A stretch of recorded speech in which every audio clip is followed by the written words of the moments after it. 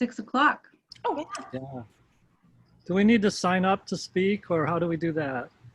Griffin will go over that in just a minute. And Okay. in the meantime, I'll call the meeting to order and take the roll. Aldrich? She's coming in right now. Okay, we'll come back. Bigford? Yes. Here. Helfrich? Here. Marcy? Here. Osman? Here. And we'll give Aldrich just a few more seconds to get connected.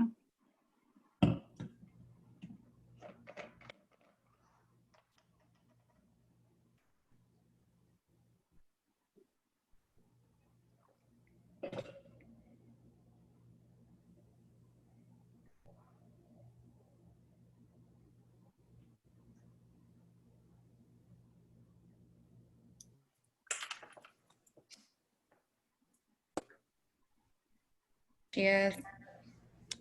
And there she is. Am I there? You are Is that there. me? Yes. I am? Woo! Are you here?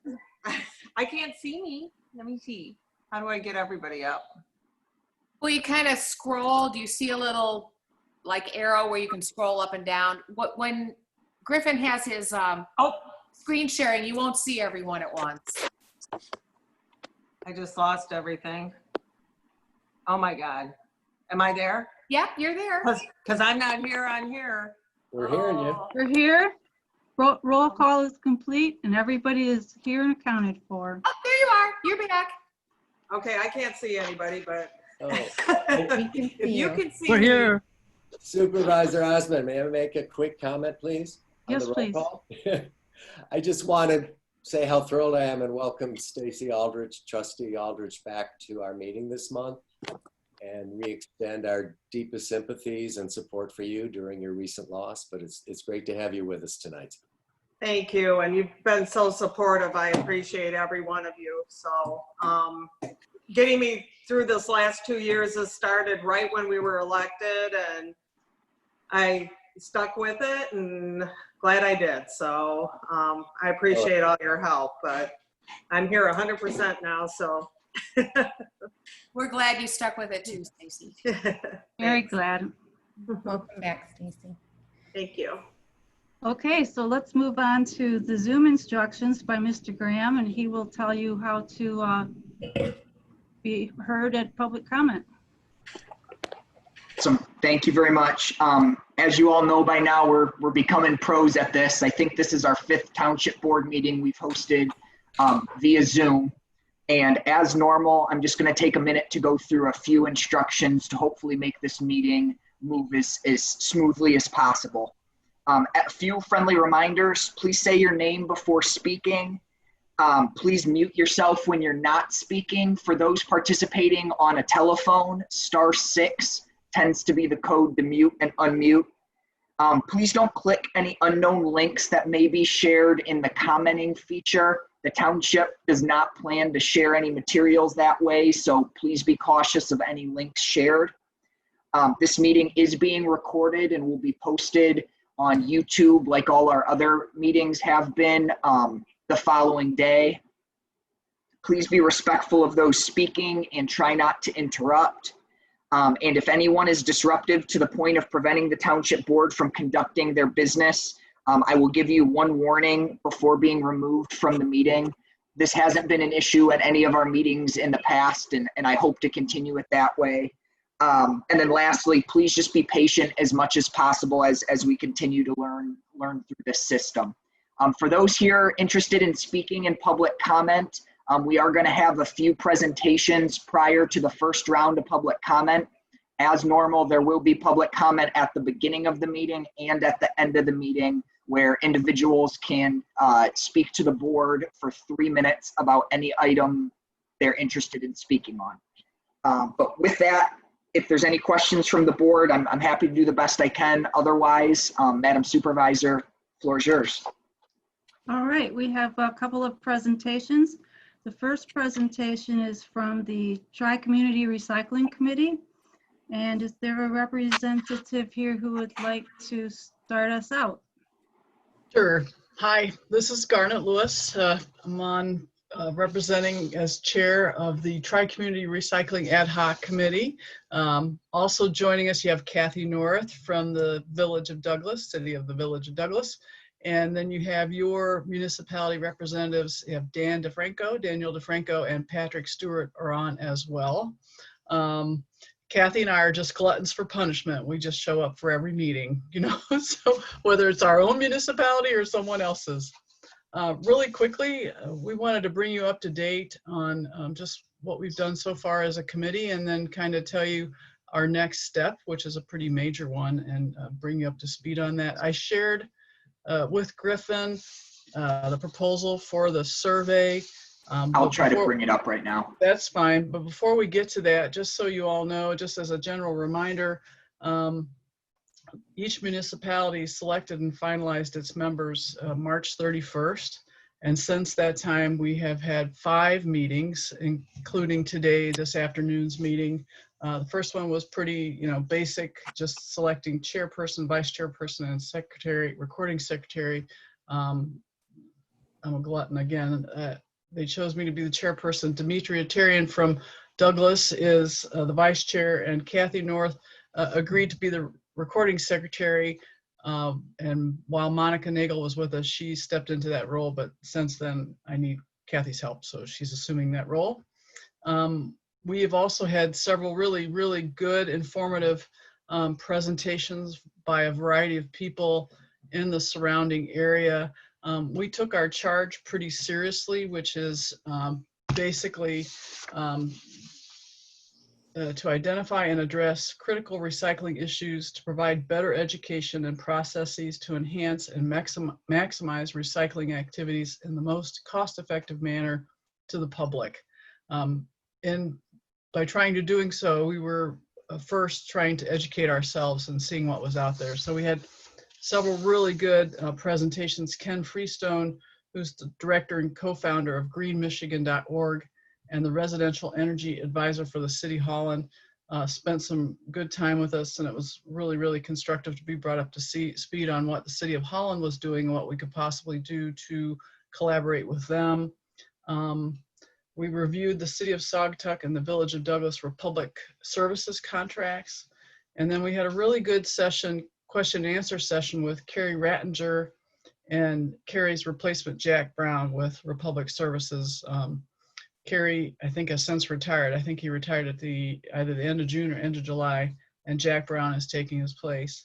And then today, Rosemary Graham, who's the director of the Allegan County Resource Recovery and Recycling Program, joined us and kind of brought us up to speed on options and possibilities for us to collaborate and do things through Allegan County. And that was compliments of Dan DeFranco, a township resident. So that was very informative. All of those meetings are available on YouTube if you ever are so inclined to go back and be brought up to speed on those. But lastly, our major goal was to get to the point where we could survey our residents and business owners in the tri-community, and we are to that point. So, sorry, Griffin, you go back up to that first page. So, what we've tried to do, Dan DeFranco, or not Dan, Mark Epstein, or Epstein, I don't know how you pronounce his last name, put a lot of effort into drafting the first survey document for us, and then the committee members were really good about kind of helping edit and whatnot. I sat down with my very good friend and business partner, Elizabeth Estes, yesterday and put it into SurveyMonkey so that it is primarily an online survey.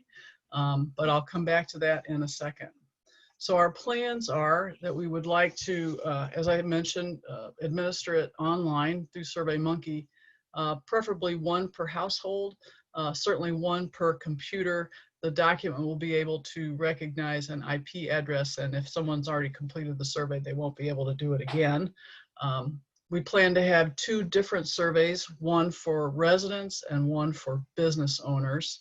And this has a lot to do with, the business owners are pretty much on their own right now, but there's a real desire, if you will, for businesses to find a way to collaborate to help maybe cut their costs.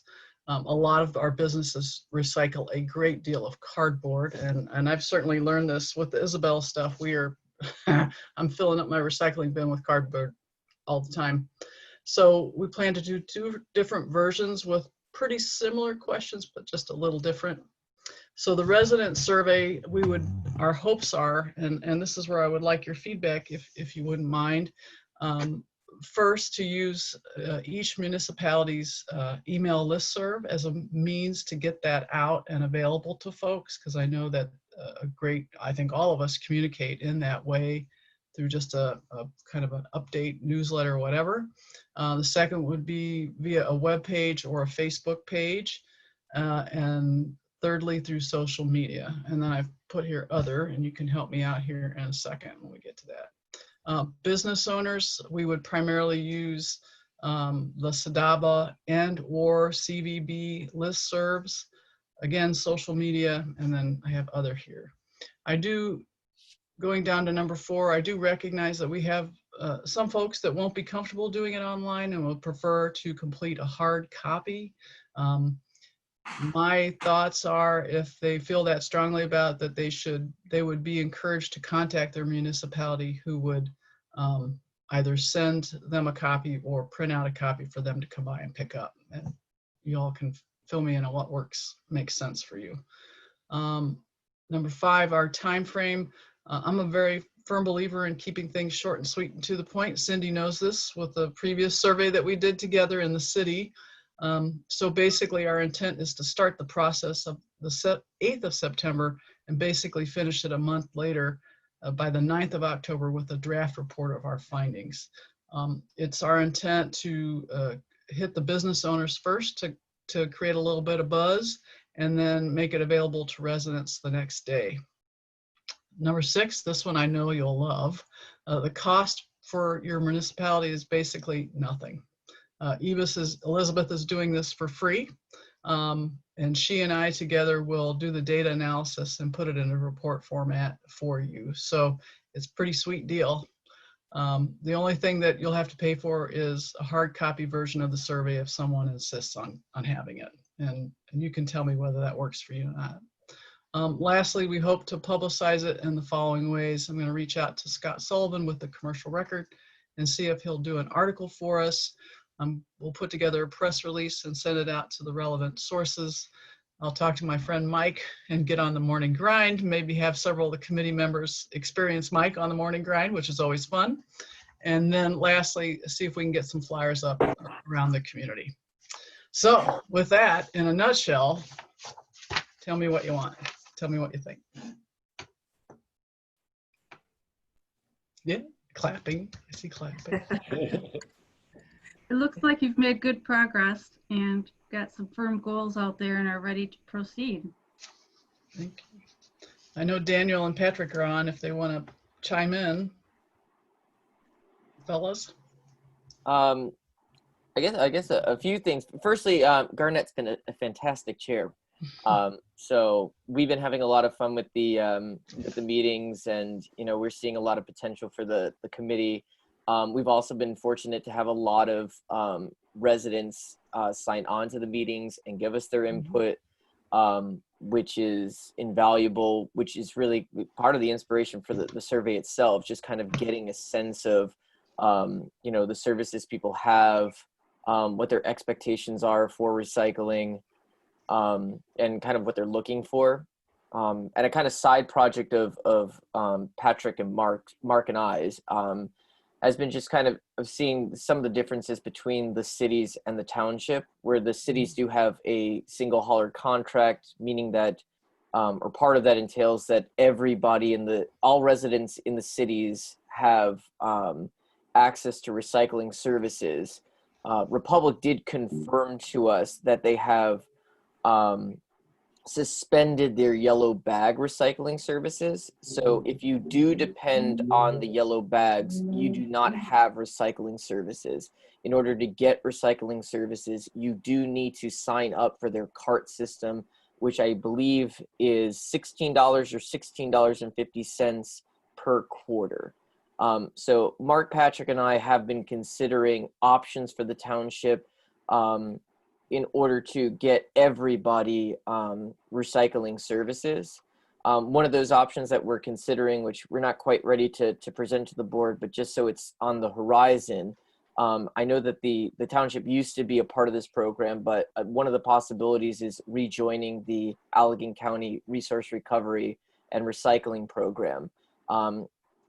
In doing that, we do not have to sign a single hauler waste contract. So everybody who has their preferred waste hauler can continue to have their waste hauler, but we would have a single contract for recycling services. The cost would be significant, well, not significantly, but somewhat cheaper. So it's about $66 a year if you're going to get recycling services through Republic. With the Allegan County Resource Recovery Program, it's $50 a year. And we'd also have the benefit of having a full-time director that we could direct questions to. She would be a resource. Her name's Rosemary Graham. She's the director of the program. We could direct questions to her. She can draft initiatives for us, put together waste collection events. So there's a lot of resources that come with that program. So it's something that we're considering. How do we kind of bridge that gap where some people in the township have recycling services, some people don't. And at this point, we don't know the number yet, but hopefully the survey will tell us the exact number, or at least get close to understanding what the percentage of the township has recycling services, what percentage doesn't, and to how many people think still that the yellow bags is a viable recycling option, because Republic has explicitly told us that it's not. So those are some of the other things that we're considering as the township representatives, as kind of a specific challenge for the township. The only thing I've got to say is what's been really nice to see here is there's been no ready, shoot, aim here. Yeah. Garnet and the rest of the group have worked very hard at soaking up all the information they can soak up, and that's still going on. Mhm. So you can be sure that when the shooting starts, it'll be well considered in the whole thing. Yeah. Our main goal, if you will, from the survey is to be able to help guide us in our education of our constituents. Basically, I think we'll be able to have a really good plan as a result of collecting information from them. So Good. Well, Okay. thank you guys for reporting that. yeah, thanks for the time. Really appreciate it. Thank you. Elmerick here. I'd like to, first of all, I really want to thank you guys for this is incredible hard work and I think very quick work. I think it's aggressive and commendable that the survey could be starting as soon as early September. Mm-hmm. And I applaud that. I'm a township person that uses Republic and had to go through the difficult transition from yellow bags. I spoke with Jack Brown and I've got a bin now. There you go.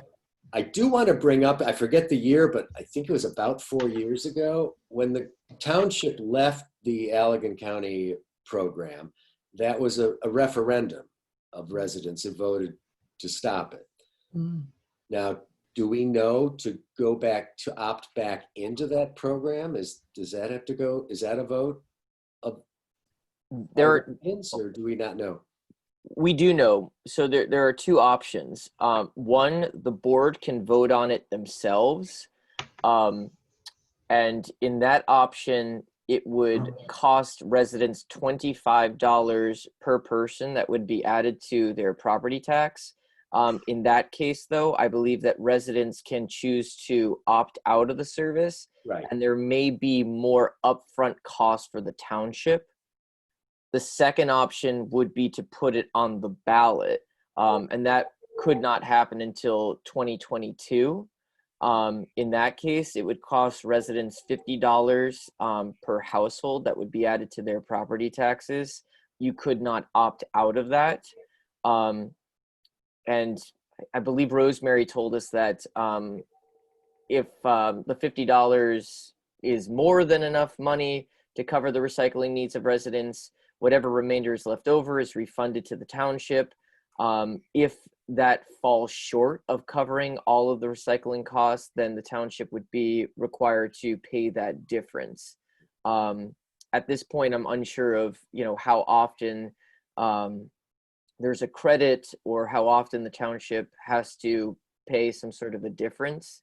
But those are the two options. Either the board can say, we are going to go ahead and we're going to vote on this independently, or you can put it on the ballot. I do think that putting on the ballot is a little more fiscally responsible, just because you're going to have residents pay more, but they're actually paying less for the same service. So it would be Republic that would be servicing us. And without this program, you're paying $66 a year. With the program, you're paying $50 a year, plus you get the benefit of all the resources of the resource recovery program. So that's probably a presentation for another day, because I know you guys. Basically, what we need from you is that you guys are okay with this as a township. I'll be at Douglas Monday evening, and then I think with the city on Thursday. And if I get everybody's go ahead, we'll move ahead. So you guys have to let me know if you're good with it. This is Stacy. I'm good with it. I can't believe all that you guys accomplished already. Good job. And thank you to Elizabeth too. So, Yeah. And you too, Garnet, for doing that. Yep. You gotta use your resources when you can. Especially free ones. Yeah, it's my favorite 4-letter word that starts with an F. So. Me too. Okay. All right. With that, now that I'm making myself blush, I'll get off the phone. Garnet, I just want to clarify. Do you need us to say this is great, let's move forward with the survey, or do we deal with that? Yeah, I'm not sure how you all do it there in the township. The city's a little more formal in its process. You may all just say, yeah, go for it, but you can let me know. Send me a note. Okay. Sound good? Sounds great. We'll get back to you soon. All right. Thank you very much, all of you, for Great. doing Bye, it. guys. Great. Take care. Bye. Bye-bye. Okay, we have another presentation by the Historic District Commission, Jim Cook from the History Center. Hello, I'm James Cook. I reside at 3507 64th Street. I do need to clarify that although I'm on the board of directors for the Historic Center, I am not here officially. I'm not speaking on behalf of the History Center. And what I'm proposing is actually pretty simple, and that is just that we create a Historic District Commission in order to look into whether or not we would want to or be able to create historic districts. I attached the requirements for creating historic districts, and it starts with having a commission to put together the study and the proposal in order to do so. We've got a few places within the township that would be potential historic districts, such as Oxbow, Singapore, and the Gun Lake tribe has been studying areas around the mouth of the Kalamazoo River as to whether or not there are native activities from the past that would fit in for that. So basically, I'm proposing that we create a commission to look into this.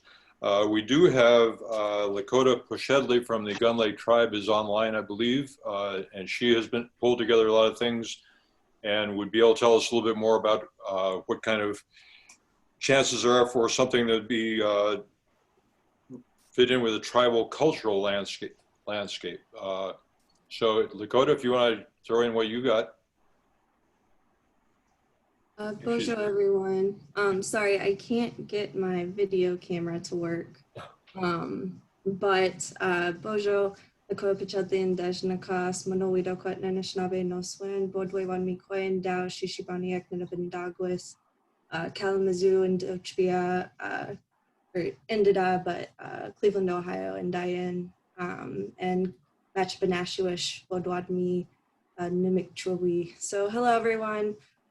Just to introduce myself in Potawatomi. So I am Citizen Band Potawatomi, who are located down in Shawnee, Oklahoma, but I currently work as the Tribal Historic Preservation Officer for the Matchbanashuish Band of Potawatomi Indians located in Shelbyville, Michigan. And so, yes, we have been working on developing a 10900 form a nomination form for the National Register of Historic Places.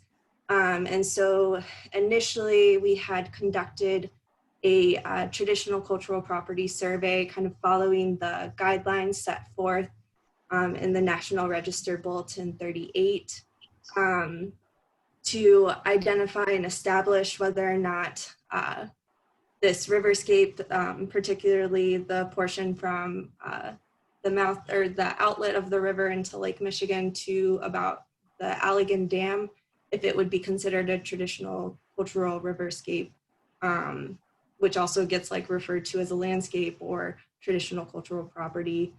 And so from there, we had identified that it does kind of meet the criterion set out. And so with that, we've moved forward with a nomination form. And so we're looking at criterion A for the association of events that have made a significant contribution to broad patterns of history, and criterion D, which is a history of yielding or likely to yield information important to prehistory and history. And so some of the contributing elements that we've been looking at is the Jigmezek, the Kalamazoo River itself. There's also several archaeological sites along the river in that area. There's also known village sites and burial sites in the area, particularly Saugatuck, because it was a village site that was known to Potawatomis as Saugatuck. And so along with that, there's various cultural resources that typically get referred to as natural resources, but particularly the tribe's efforts in restoring monomen or wild rice beds in the Kalamazoo River Shed, and particularly within that area of the river, and then also their sturgeon rehabilitation program. And so the sturgeon rehabilitation program has been in place since 2009, and the monomen restoration in those portions of the Kalamazoo River have been occurring since 2012. And also those programs were guided kind of by elders in the community, families in the community that have stories of their grandparents and ancestors harvesting and fishing and hunting and trapping and living in those areas.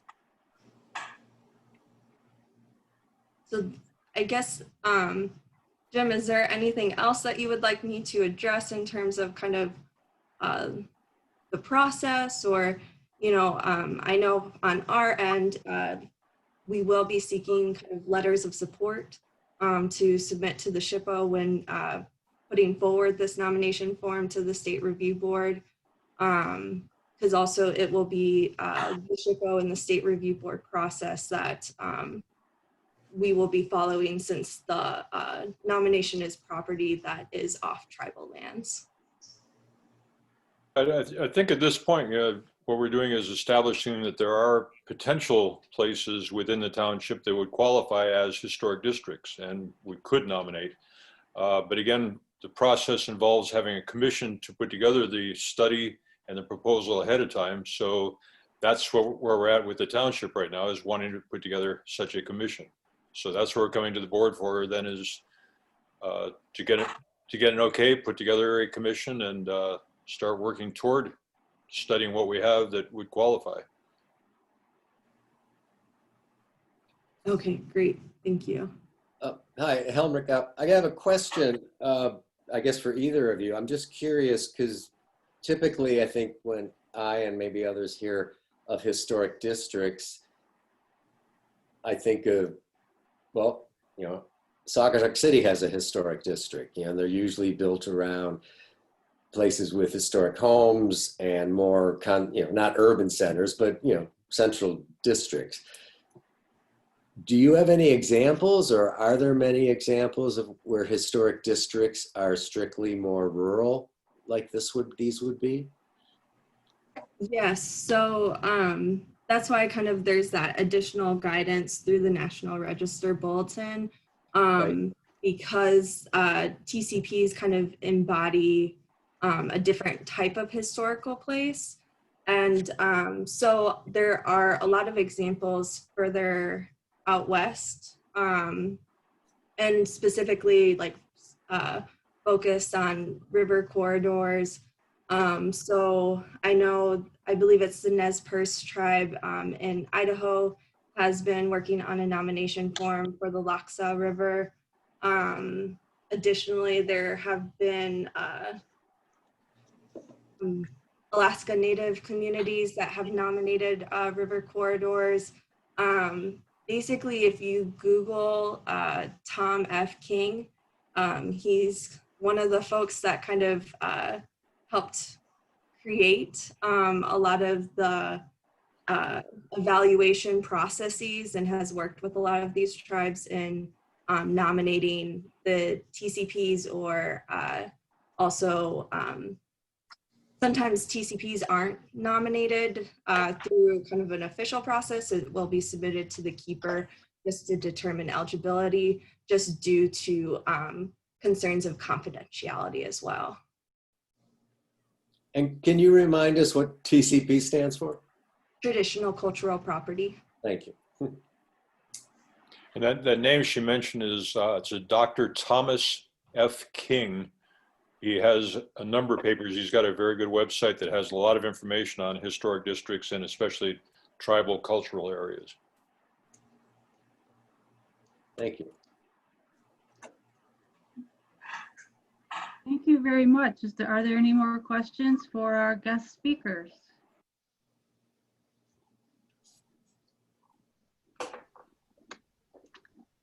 Hearing none. Thank you again.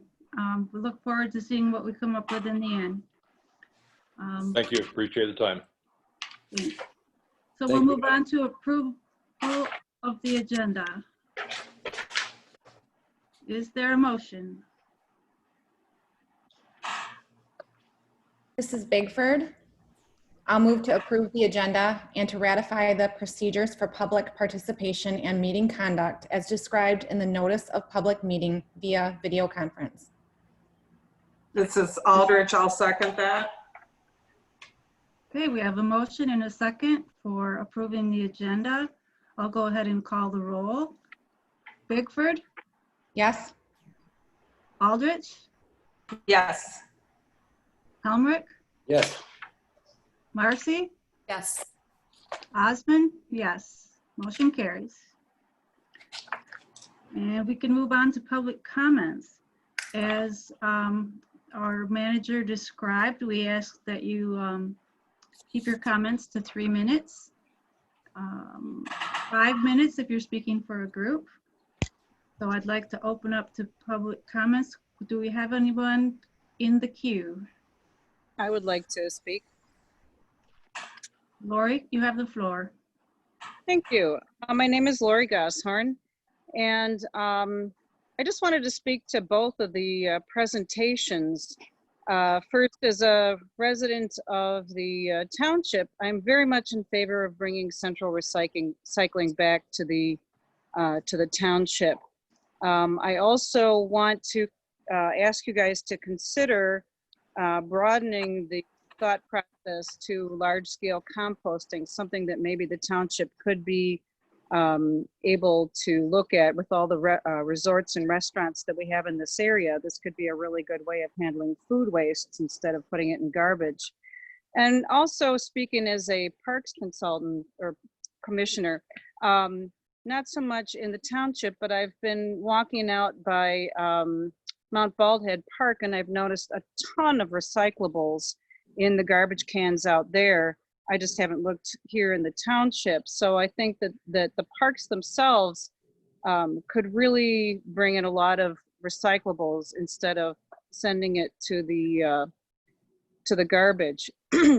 And also, speaking to Jim Cook's presentation, I also want to say that I'm not just as a parks commissioner, but as a resident, I'd be very interested and supportive of Jim Cook's proposal for a historic district and study committee. I think that a study committee would align well with what the parks with the Parks Commission, especially when considering the historic linkages to Talmadge Woods, Dugout Road, and other parks and natural areas that we happen to have here in the township. And I just encourage the board to be really receptive to all the work that these boards have done. And I hope I speak for others in the township in being very supportive of what they have accomplished. So thank you. Thank you, Lori. Mr. Graham, do we have any hand raises or people in the queue that are ready to speak? Yes, I would speak now. Okay, you have the floor, Scott. Thank you very much. It's good to see everyone, and I'm also glad to see Stacy back. And you know, it's very interesting. I'm here, I'm at 3462 Riverside Drive, and you probably remember me from past meetings. I usually speak about the road, and that's my objective this evening. You know, it's so interesting to me to hear Jim and Lakota talk about the traditional cultural property concept, and to hear Lori talk about Dugout Road. And, you know, when I talk about the section of Dugout Road that is under consideration for improvement, what we're talking about is an area that is directly across the river from Talmadge Woods, not very far from the mouth of the Kalamazoo. It's the specific area that James Fenimore Cooper wrote about in Oak Opening. So I think that's something that's worth keeping in mind. And one of the reasons that I wanted to address everyone this evening is that just after the last meeting, for the first time that I'm aware of, we obtained a copy of the plan or the design from the Allegan County Road Commission, which shows in much greater specificity what is envisioned. And one of the things that stood out to me is that over an area that covers 4/10 of a mile of roads, this proposal calls for removing a total of 89 live trees that are larger than 6 inches in diameter. Some of these trees are substantially larger. 11 of them are between 24 and 42 inches in diameter. It's a 42-inch maple, 39-inch beech, 42-inch cherry. I just think that in terms of historical preservation, in terms of all the emphasis that is rightly placed on how valuable the natural setting and the legacy that we have from that is to our property values, to our commercial opportunities, to our quality of life, that it's very important to be cautious about what is done and how it is done with the road. And so I think that's the first thing that I wanted to mention. I hope everyone together, and also particularly the trustees, have had a chance to look over the road plan to see what's involved. But they're also, it also imagines creating a roadway that is 18 feet wide plus 6 feet on either side for clear cutting, which is a 30-foot width area.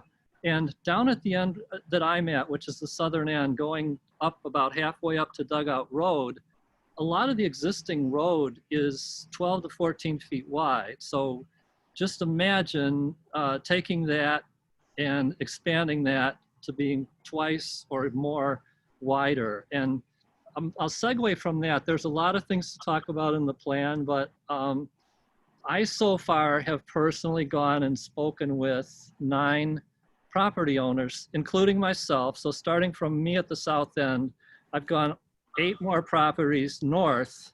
And right now I have 5 people that are not in favor of widening the road. I have 4 property owners that are in favor. So I think that is another area. We've got a total of 20 property owners that are affected directly by being adjacent to, you know, the areas where the road would be, you know, improved in whatever fashion. And I just am very concerned because so far everyone I've talked to has not really known about what's going on, about the planning process, about the plans themselves. When I go to, even minutes before the meeting, when I went to the Road Commission website, there are no specs presented there. There are no plans.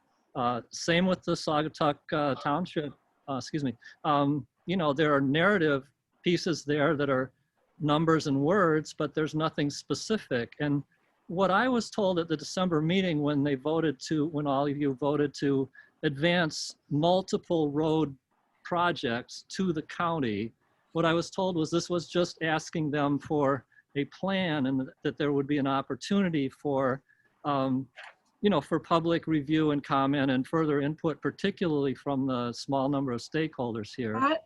Yeah, am I out of time? We're over our 3 minutes, so Okay. if you could wind it up. All right. So I just, I hear talk from Garnet about, surveys. I'm wondering, why it wouldn't be a good idea to reach out and find out what these other, 10 or so property owners think about this, since we've already got a split decision. And what concerns me, I'll just say the last thing is that when I talked to April Schultz at the Land Conservancy, I talked earlier today with Ms. Smith, who's one of the property owners who's been approached to sell some easement rights. It's all being positioned as something that's already decided. Ms. Smith was told that it really didn't matter what she did one way or another, that this was already going to take place, that the plan was going to be executed as it was presently drawn. Okay, And, thank you, Scott. You're over your 5 minutes now. okay, well, thank So- you very much. Appreciate it. Thank you. Is there anybody else who would like to make a public comment? Madam Supervisor, Mr. Bob Etter has raised his hand. Perfect. Bob, you have the floor. Good evening, members of the board and Mr. Griffin. My name is Bob Etter. I live at 6571 Bradley Road. I wrote, and apologies, it's Mr. Graham, not Mr. Griffin. I live at 6571 Bradley Road. I've managed to angle my screen so the sunshine is covering my face. I wrote the first letter on the group of letters that you're going to be considering this evening, and I look forward to your dialogue about that letter. That's all for now. Okay, thank you. Is there anybody else with a hand raised? Is there anybody else who would like to speak? You can unmute and make yourself known.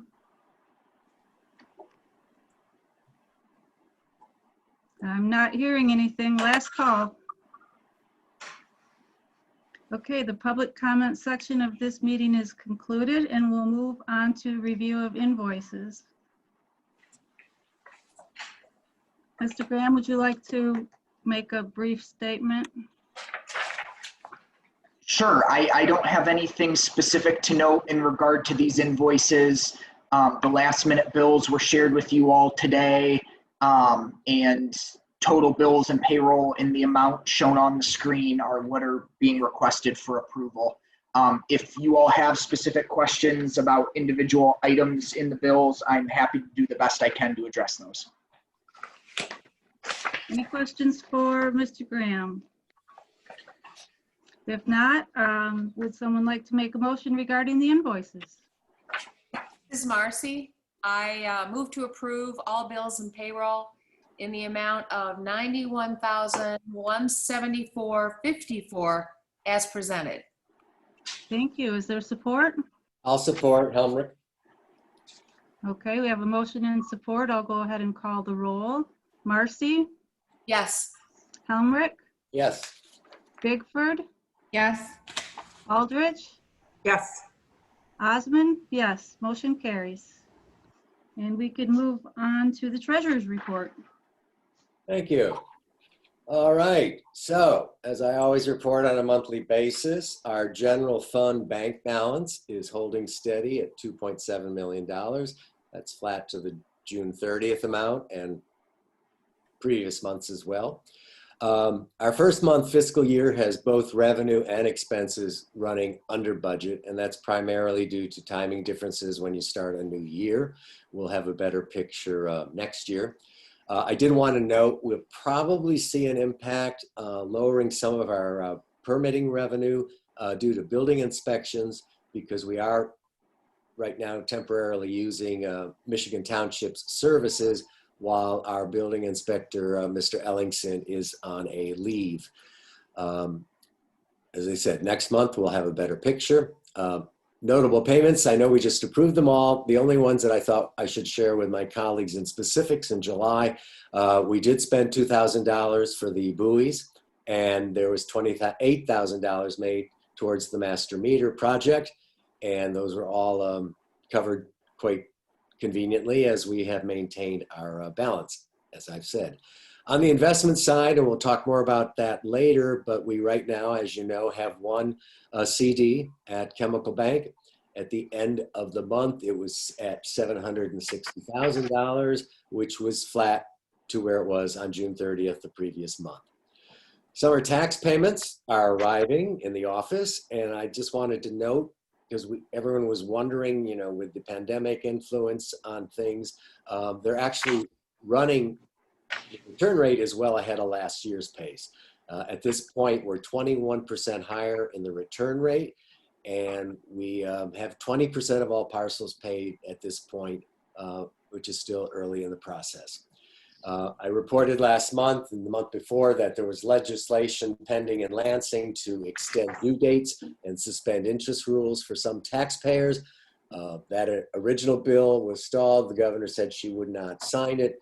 And I learned this morning from a Michigan Municipal Treasurers Association meeting that there is still a movement to bring another bill forward, but it probably won't come forward till mid-September, which is after township's due date. So it's a bit murky, and we'll see if that affects us. I do need to present to you, you'll notice in the packet, I'm starting to include, we've always voted to approve the tax disbursements that we make twice a month during tax season to our partners. And I just thought you should see the detail in case you have any questions. 3 of these disbursements have been made since July 1st, and they total $1,066,000. And we do need to take a vote on the approval of those 3 disbursements. So I'll make a motion that we approve the 3 disbursements made thus far in this tax year of $1,066,000. We have a second. I will second that. Aldrich. Thank you, Stacy. And I'll go ahead and call the roll. Helmrich? Yes. Aldrich? Yes. Osmond? Yes. Marcy? Yes. And Bigford? Yes. Motion carries. Thank you. Thank you, John. We can go ahead and move on to approval of the minutes. As usual, they are very thorough. I hope everybody's had a chance to read them and make any comments if there's any corrections or additions.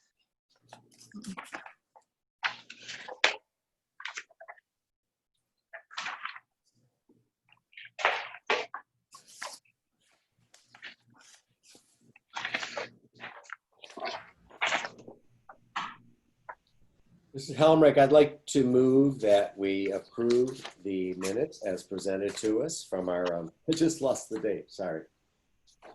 July 8th. The July 8th regular board meeting. Is there a second? This is Marcy. I'll second.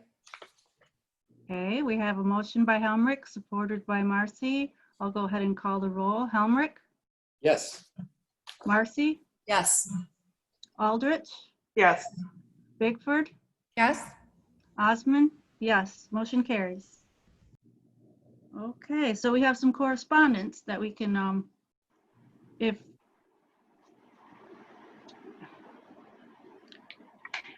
so, Mr. Graham, would you like to make any comments just about maybe a brief summary?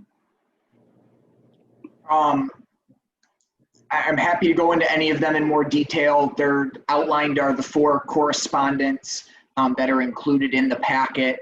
Mr. Etter, who spoke briefly in public comment, his letter is in there addressing some concerns with a neighbor and really highlighting, and my understanding is looking for some discussion from the township board on community values. There are 2 letters included regarding short-term rentals. I will highlight Miss Taylor Lawbrick included a letter in this packet. She's written to the board previously with concerns and suggestions regarding short-term rentals, as well as Mr. Krasinik asked that a letter be included in regard to an interaction he's had with the Allegan County Road Commission. Thank you. Can I ask a question on one of the letters? This is Yes, helpful. please. Yeah, regarding the Eater letter, it's my understanding that the flag in question is no longer being displayed. Do we know if that's true? I do not know. I've driven by and it was, I think it was actually replaced with an American flag right after the letter was sent. I don't know, probably it had an impact. But I don't know if it's been up since. That was a while ago, right when we received it. Thanks, Stacy. Looks like we can go ahead and take these under advisement and move ahead to our unfinished business. Joint Planning Commission Township Board meeting. Mr. Helmut. Yes, as you know, that's been our goal to institute this annual meeting of the Planning Commission with the full board to review the master plan. And I've been working a lot, obviously, lately with our zoning administrator, Lene Wells, on scheduling. And we both all seem to agree, including our vice chair of the Planning Commission, Rebecca Israels, that ideally this joint meeting would be better suited for all of us and the community and when it could be held in person. Zoning Administrator Wells has presented a pretty aggressive schedule for the next few months. The Planning Commission will meet in end of this month. They have to deal with selecting new officers and welcoming new members to the Planning Commission. And then the focus after that will be primarily on revisiting our ordinances as they pertain to fair and reasonable housing, which I think is, we all applaud that and see that as a priority. So I guess that was a long-winded way of saying I was originally going to see if we wanted to suggest a date in October for the joint meeting, but I'd like to hear other people's comments. But my feeling right now is it's more important to focus on bringing on the new commissioners and focusing on these changes, potential changes relative to affordable housing in the township, and maybe delay this joint meeting on the master plan. And again, hoping we can do it in person at some point. I would tend to agree that Joint Planning Commission and public meetings need to be in person and all the materials displayed so everybody has a fair and equal opportunity to look at everything. Any other comments on that? So we'll move again then to John with an investment policy and strategy update. Okay, this is John and Abby. So I thought, because we, as you know, Abby and I have been working for about 3 months now, per the board's direction, to both study our current financial investments and look at opportunities where perhaps we could be seeing a stronger and a more voluminous return on these investments. And I thought it would be good to just give you a little update of where we're at and what we've been up to. So on this slide, I wanted to share 2 quotes because we've reached out to both the Michigan Townships Association, who referred us to a financial consultant that's worked with them, and also to our auditor, Dan Van Veldhuizen. Dan's been our auditor for many years and knows a lot more historically about what decisions may have been made in the past relative to our certificates of deposits.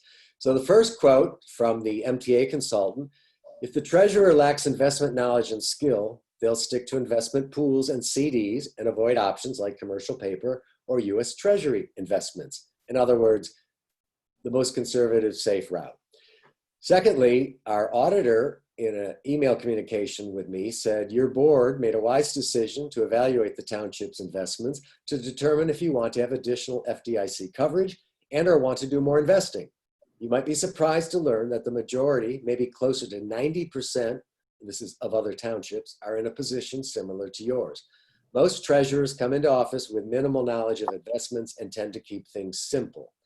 And I wanted to share that because he was applauding our board action. And I also want to highlight, I think, feel very strongly that both Clerk Bigford and I have more than a limited knowledge here. And that's why we are looking into this and hopefully getting back to you by next month with a plan. We've held conference calls with CLASS, that stands for the Michigan Cooperative Liquid Asset Security System, Chemical Bank, which is where our current investments are, First National Bank of Michigan, and Grand River Bank. We've consulted with legal counsel. We were curious if we could entertain working with an investment advisor like an Edward Jones or Raymond James, and have been told that that's actually problematic due to state laws and the FDIC insurance issues. We've consulted with Douglas and the City of Saugatuck treasurers on what they're doing.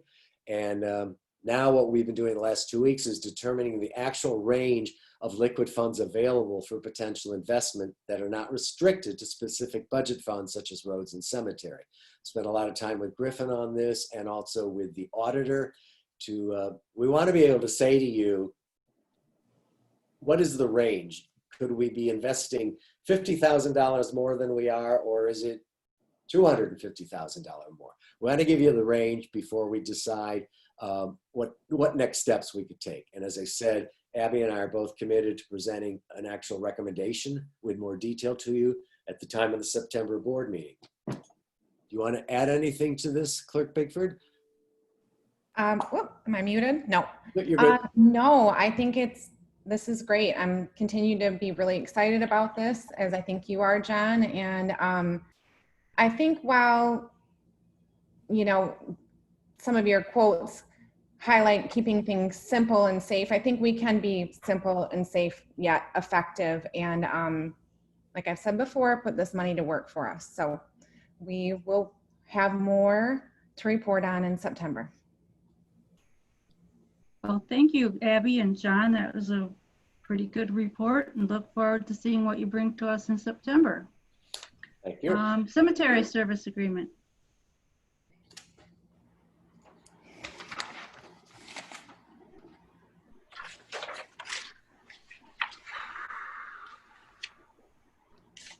Mr. Graham, do you want to give us a brief update on where this is?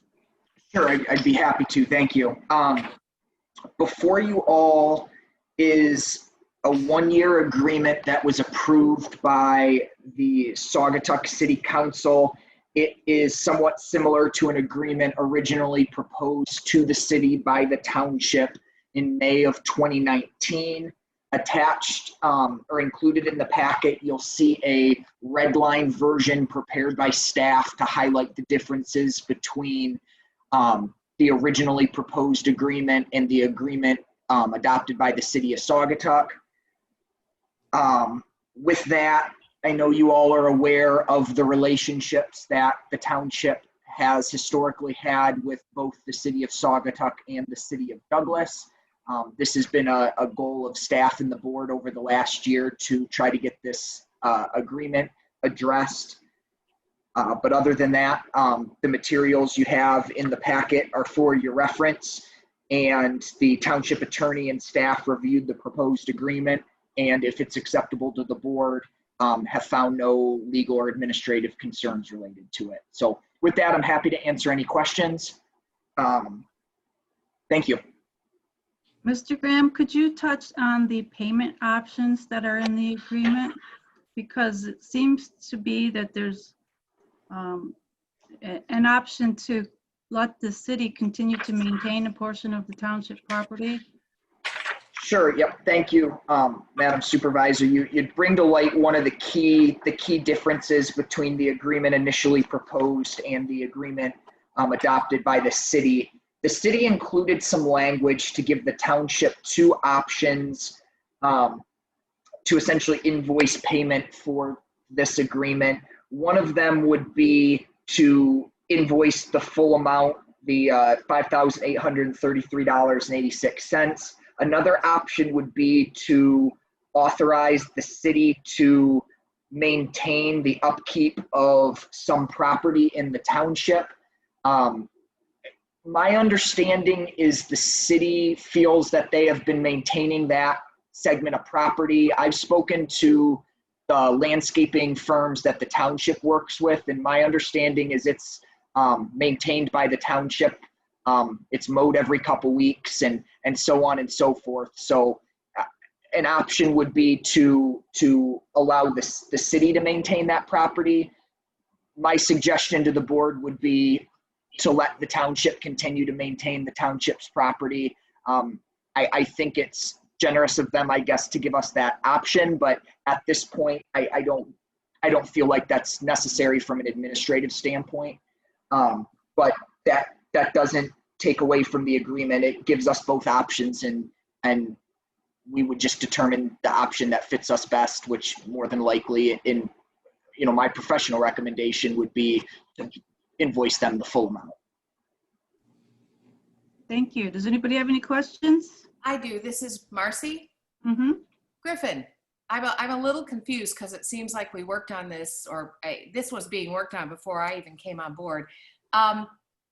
What exact time period does this cover? Because it seems like we're a year behind.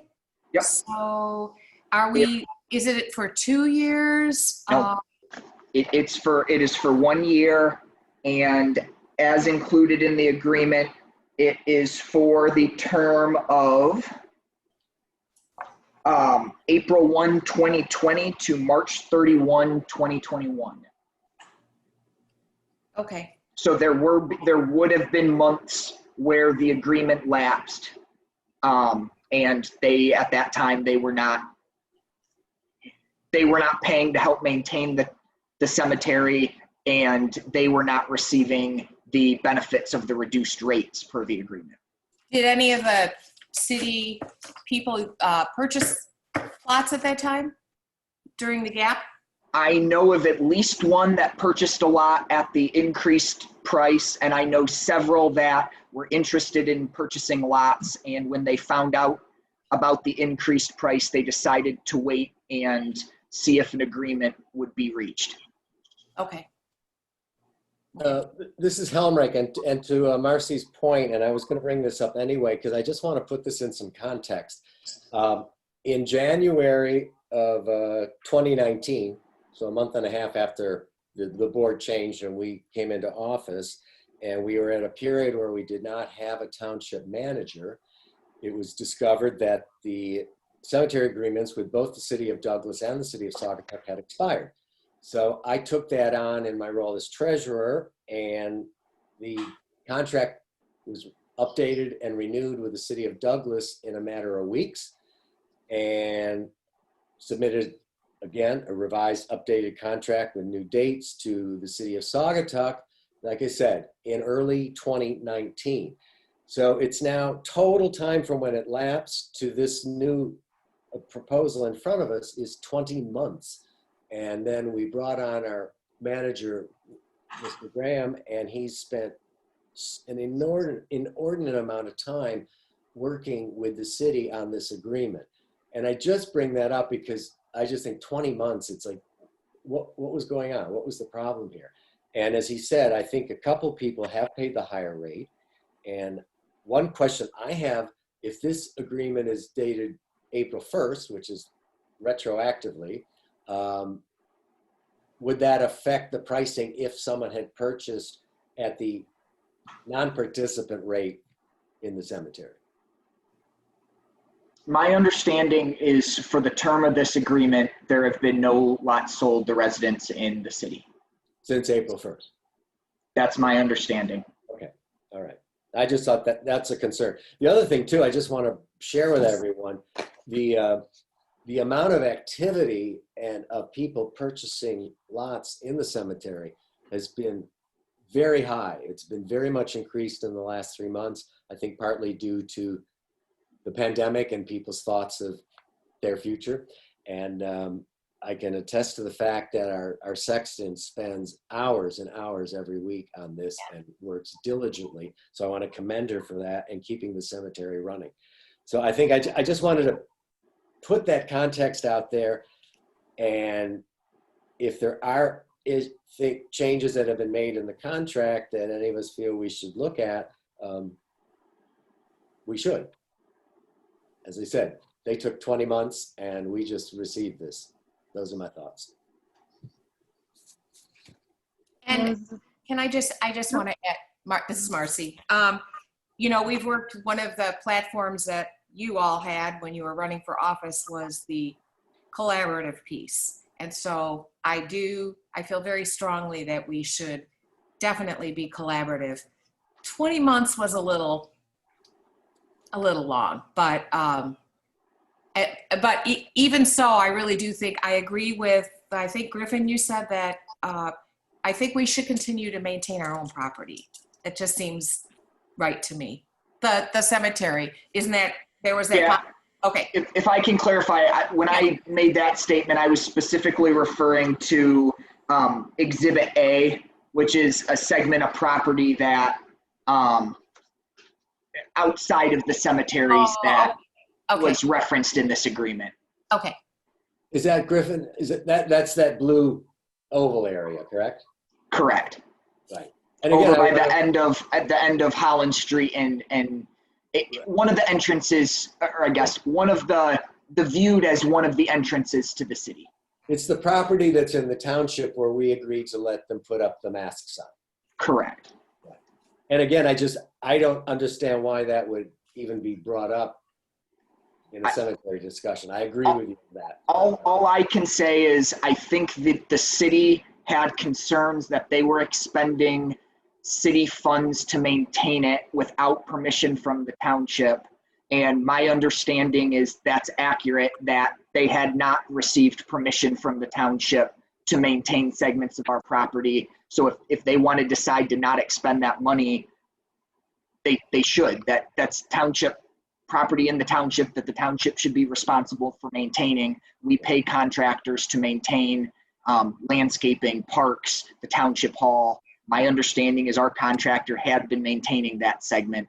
So I don't know what the confusion is. I don't know the history related to that at this time, other than to just say, as the manager, I'm comfortable with the township maintaining that segment of property. Right. No, as we should. I agree. Absolutely. So what I'm hearing is that we're choosing to select paragraph B of, or subsection B of paragraph 5 in the contract rather than A. And maybe someone could make a motion to that effect.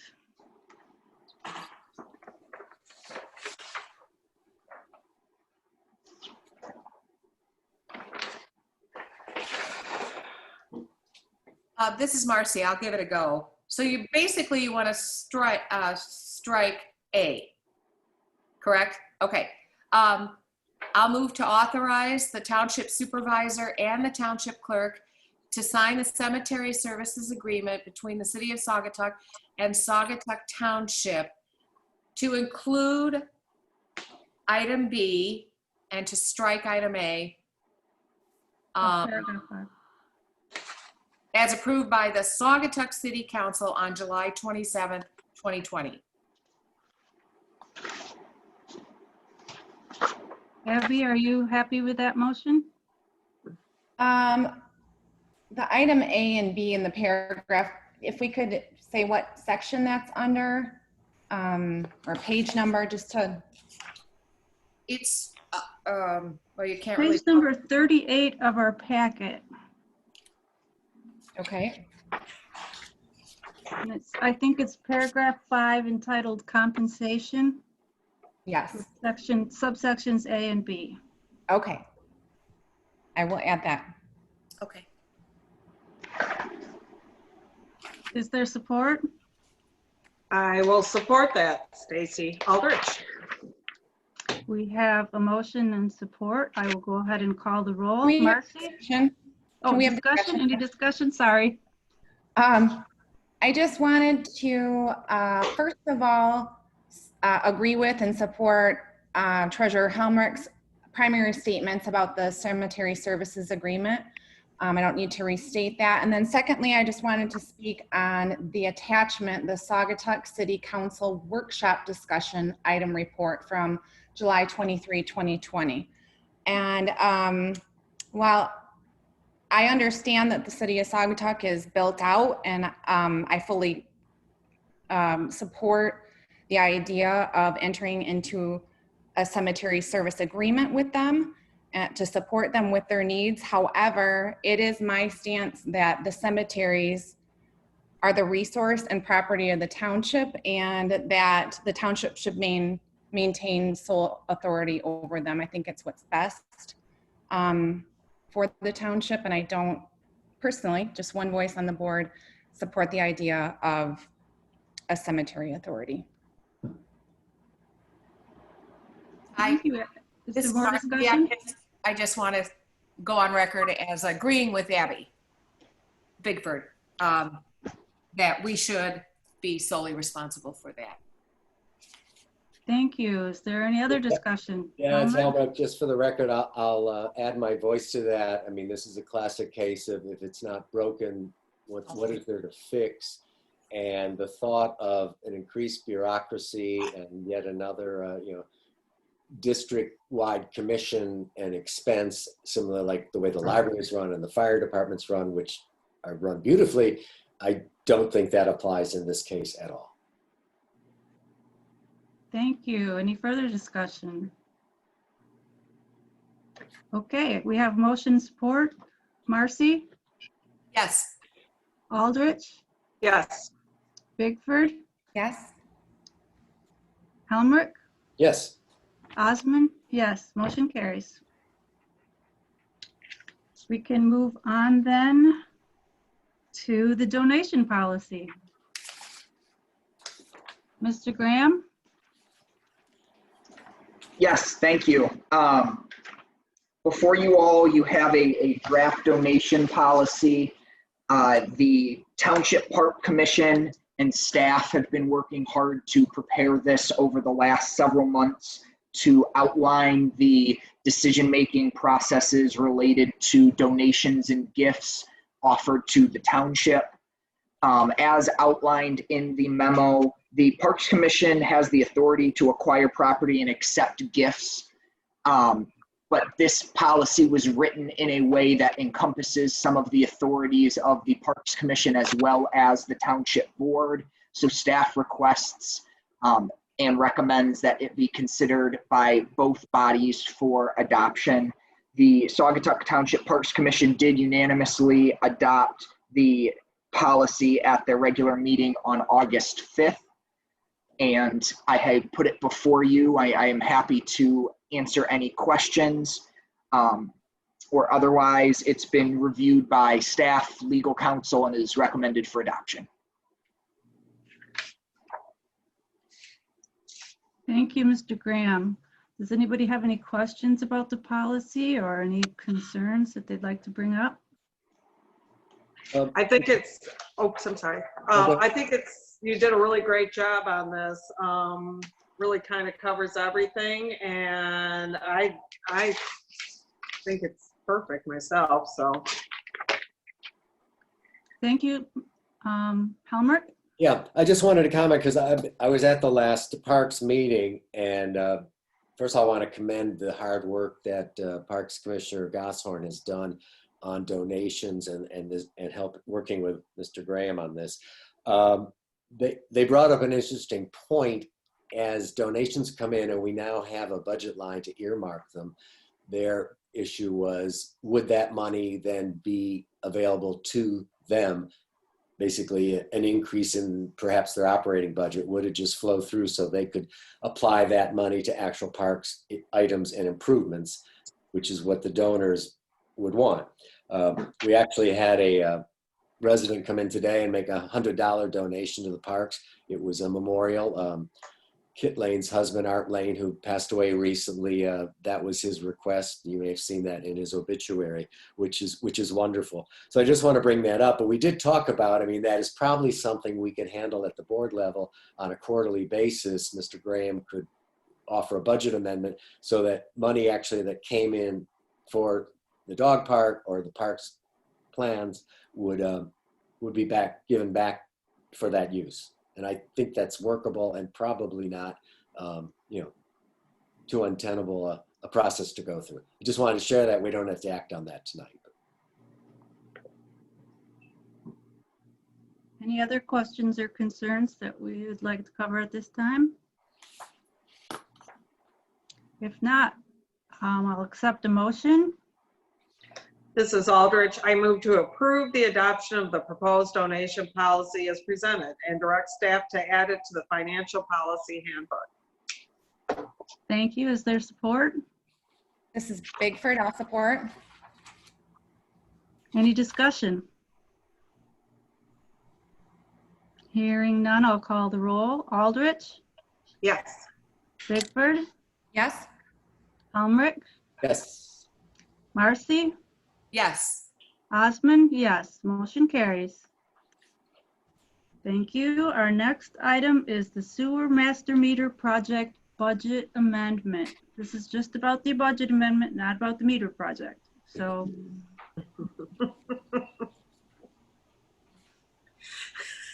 Mr. Graham, would you like to tell us where we are with this?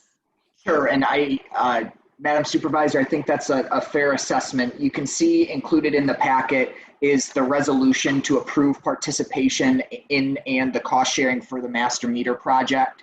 So as referenced, this is a project that was already addressed by the township board. The reason it's being brought before you all is in regard to a budget amendment. The township's outstanding cost share is just short of $30,000, and that appropriation for that project was not included in the adopted budget. And therefore, it's being requested by staff that the amendment be approved so we can address the budget and move forward as appropriate. I'm happy to answer any questions. Just for reference, this is also a similar item that's been addressed by both the city of Saugatuck and the city of Douglas. The other two, Laketown Township's also a cost sharing partner, but two of the other cost sharing partners in this project, all of which had to approve similar budget amendments because of the timeline between the project's initial approval and when we're being given invoices for these final payments. Okay, thank you. Is there any questions or concerns that you would like to address to Mr. Graham at this time? Hearing none, I'll accept a motion, please. This is Marcy. I'll move to approve the requested sewer master meter project payments and budget amendments as submitted. Thank you. Is there support? I'll support. Helmrich? Is there any discussion?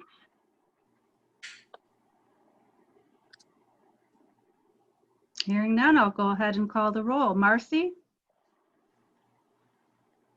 Yes. Helmrich? Yes. Bigford? Yes. Aldrich?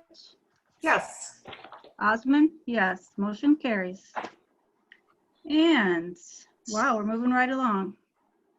Professional and contracted services. This was one of the items that was in our goals and objectives that we put together. And this, I think, is just the first step to getting us there. So, Mr. Graham, do you want to give us a quick overview? Sure, yep. Thank you for the opportunity. To keep it very brief, this memorandum serves to provide summary information for the township board in regard to one of the goals identified in the 2020 Township Board Goals document adopted in February. At this point, it was the intent for staff to give you all background information on a number of the agreements, both formal and informal, the township have with a number of contractors and professional service providers, and seek further direction on next steps associated with this goal. But with that, I'll leave it there and let hopefully the memo speak for itself. But I am happy to answer any questions that I can. Thank you. Thank you. Does anybody have any questions or concerns for Mr. Graham at this time? It looks like what he's done has put together a little summary of probably our top contracts, probably our most expensive ones. Obviously, we don't have the contract with our cleaning staff that comes once a week, but more the the bigger contracts that we have, and outlines what they're for and how much do they cost. So does anybody have any questions for Mr. Graham at this time? I have a comment and maybe a question at the end. Elmer? Yes. I really want to commend Manager Graham. This document is actually quite priceless. This is this procedure, to my knowledge, never happened in the history of the township. And to get this all together in one document that's easy to read and breaks things down in tremendous detail. We're just so fortunate that you were able to take the time. I know you had considerable support and research assistance from Deputy Clerk Babinski. And I just want to applaud you for this because it's great. And I guess my question is, when you ask, I guess procedurally, what would be the best way? How do you suggest we proceed if someone wanted to say, or we said, yeah, there's 3 items here we need to look at and maybe issue an RFP for, we'd like to review more. Is that something we just do moving towards our next board meeting, or? So the specific timing of that is up to the township board. That could be done at this meeting, that could be done at a future meeting. What staff's looking for is exactly as you referenced, just direction on next steps. That could be as simple as we would request additional information about these contractors, these agreements, the RFP process. It could be as specific as directing staff to prepare a draft RFP associated with a specific service. Those are the 2 examples that come to my mind. You all could appoint a committee to review some of this in more detail. I think maybe how I'll conclude the answer to that question is if you look at the end of the memo in the next steps section, there were a few anticipated actions as next steps outlined in the adopted goals document. The first one being the township board communicates its expectations regarding what services, if any, it would like to see rebid or review. The next step would be for the township manager to develop RFPs as necessary. The other suggestions I have right at the end would just be the township board discussing and creating some kind of formal or informal process for more regularly reviewing the services of our professional and contracted service providers moving forward. One of the conversations I had with the supervisor this week was also looking from the board of how involved you all, as opposed to staff, you would like to be in this process. And the reason I say that is you all have a lot of discretion. You all can be very hands-on in the review, evaluation, and rebidding if necessary of specific services. You also can give direction to me as the manager to evaluate, review, rebid, interview, make recommendations, all above or some of that. So you all have a lot of flexibility moving forward. As you mentioned, I don't think this is something the township has done regularly in the past. I obviously have not been here real long, so it's tough for me to talk too far back, but I think really what staff is looking for is just one, feedback from you all about your goals, but any specific direction you all can give is even better. Thank you, Mr. Graham. I'm of the opinion that this information is equally as priceless as Mr. Helmrich said it is. And I think we need a little bit of time to digest it and kind of understand what it is and consider how satisfied or unsatisfied are we with the services that we're getting, and how do they compare to what other cities or townships are paying for that a similar service. I know we got this a week ago, but that's not a lot of time to really digest it. And that's just my opinion, one person on the board, so. I liked the idea that Mr. Graham brought up. I think we've had good luck so far with these 2-member committees, and perhaps we could name 2 people tonight from the board that could sort of take the lead on digesting this and then seeking input from us individually, so that perhaps next board meeting, this committee could say, well, we think this area of contracting should be addressed first, or these 3 probably need the most to look at, and take it from there. That's my feeling. This is Bigford. I really support the idea of this being staff driven.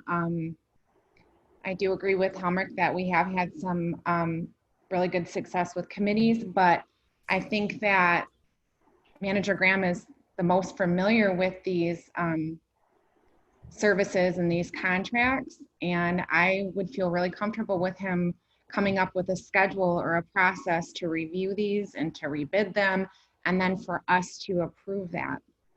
It's just my take on this. Yes, I agree with Ms. Bigford that we're the big picture group. We look at the big picture and we let staff do the operations. We set the direction and he carries out the work. So that again is my opinion. We just need some time to think about it and let him do what he thinks he needs to do to get us to our goal. I agree with that. I feel this should be, there's some that should have done just such an excellent job that I can't even imagine bidding out anybody else in some of these. So I think it should be a case-by-case basis. And Mr. Graham could lead the way in what he feels would be the most beneficial for the township. This is Marcy. I also agree, and I would ask that the manager add pros and cons to, as what you just said, Stacy. The pros and cons of going out for bidding. So, for example, if we are really happy with the services of a particular vendor, then should we or should we not go out for bid?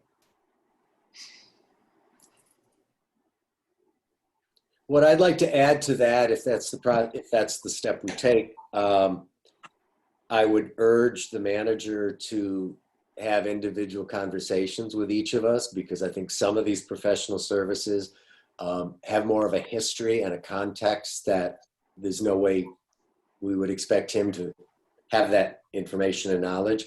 So if we could weigh in on certain ones during the process, I think that would be very beneficial to him and ultimately to the board as he formulates what you're all suggesting. I agree. I mean, I think we're all happy with Lene. I don't know why we'd ever consider bidding that out right now. I mean, she's only been in there for a year and she's doing an excellent job. And so that's just an example of, it's kind of, I don't know why we would do that if we're happy with the service. Mr. Graham, do you feel like you have enough direction to move from here, or would you like to hear more? No, I think I can move forward. What I'm really taking away is, I guess maybe 2 primary items is obviously I can start to put together a multi-year review and evaluation schedule, but as a few next steps, I'll reach out to some other communities and see if there's some best practices in regard to how they balance both the review and rebidding of contracts with the respect and valuing of long-term relationships. And Brenda, as you mentioned, I'm happy to put together some pros and cons in regard to that as well. Really, my only other comment, if I can, would just be going through this process. I think something that really stood out to me, being still relatively new to the organization, is just the long-term relationship the township has with so many of these service providers. And I think that's something that is worth recognizing. If that's Prine and Newhoff with engineering,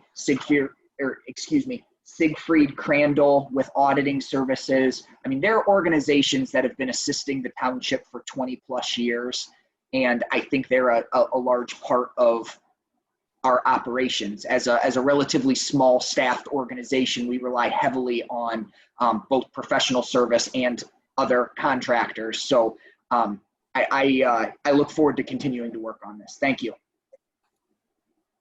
Thank you.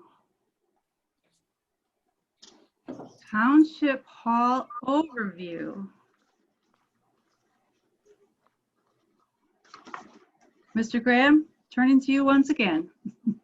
Yes, thank you very much. Similarly to the previous memo, the intention of this memo is to also serve as a service summary information for the township board in regard to advancing another goal outlined in the 2020 Township Board Goals document. This one obviously being specifically in regard to the Township Hall history, condition, maintenance. There have been some informal conversations amongst the board, not only in our goal setting session, but in one-on-one conversations that we have about interest in exploring options related to maintaining, upgrading, or even potentially renovating the Township Hall. So my goal and my hope is that this serves as a first step in that process to inform all of your discussions moving forward.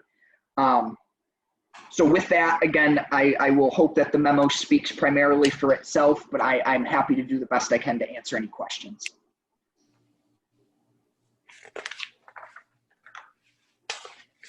And if you haven't already, I highly encourage you look at the newspaper article on the next page. I found it very fascinating.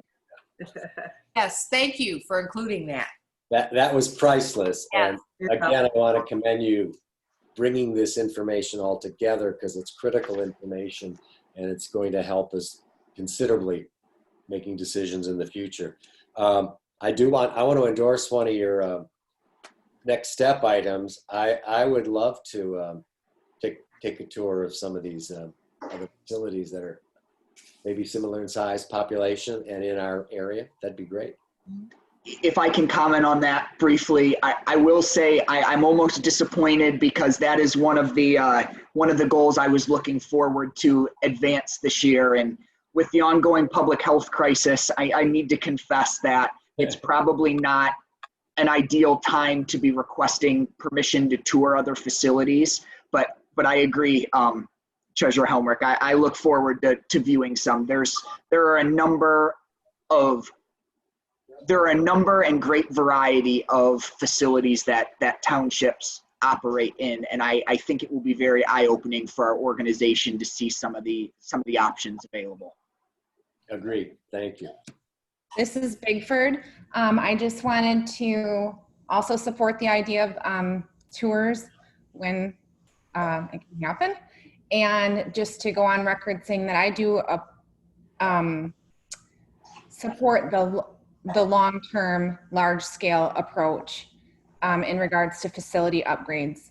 I think that just doing these little fixes and piecing things together will end up with a less cohesive and more costly result. Any other comments or questions on the Township Hall overview? Thank you, Mr. Graham. That was a very great report you put together. So we can move on to the committee reports. Planning Commission, Mr. Helmrich. The Planning Commission did not meet in July, so I have no report. Thank you. Road Commission. I know that we don't, okay, this is Mr. Stearns who spoke earlier. Griffin, I wanted to ask you about this. I noticed in our minutes that he must have spoken at an earlier meeting.